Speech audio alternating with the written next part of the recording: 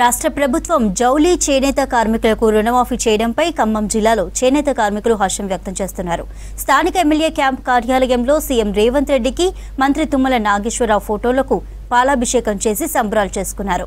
రుణమాఫీ చేసిన సీఎం రేవంత్ రెడ్డికి మంత్రి తుమ్మల నాగేశ్వరరావుకు కృతజ్ఞతలు తెలిపారు చేనేత కార్మికులు.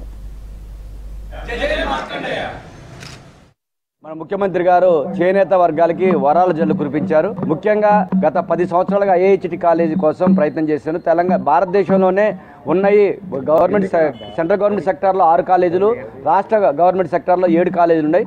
ఇప్పుడు మన కొత్తగా తెలంగాణ ఐఐహెచ్టి హైదరాబాద్, మరి దానికి కూడా మా విజ్ఞప్తి మేరకి ముఖ్యమంత్రి రేవంత్ రెడ్డి గారు, మంత్రి తుమ్మల నాగేశ్వరరావు గారు కొండా లక్ష్మణ్ బాపూజీ ఐఐహెచ్టి హైదరాబాద్ కళాశాలని నామకరణం చేయటం, మరి ఇలా తెలంగాణలో ఉన్న పద్మశాలి సమాజం మొత్తం వారికి మనం రుణపడి ఉన్నాం. ముఖ్యంగా థ్రిఫ్ట్ ఫండ్ 290 కోట్లు, మరి దాదాపుగా మరి గత ప్రభుత్వం థ్రిఫ్ట్ ఫండ్ని ఏదైతే కార్మికులు బ్యాంకులో డిపాజిట్ చేసిన వాటిని డబ్బులు ఇవ్వకుండా మరి వెళ్ళిపోతే, ఈ ప్రభుత్వం వచ్చిన తర్వాత ముఖ్యమంత్రి రేవంత్ రెడ్డి గారు 290 కోట్లు రిలీజ్ చేయడం ద్వారా 36,133 మంది కార్మికులకి ఒక్కొక్కరి అకౌంట్ 2,16,000 వరకు ఈరోజు జమ అవుతున్నాయి. దీనికి కూడా మీరు ప్రత్యేకంగా వారికి ధన్యవాదాలు తెలుస్తారు.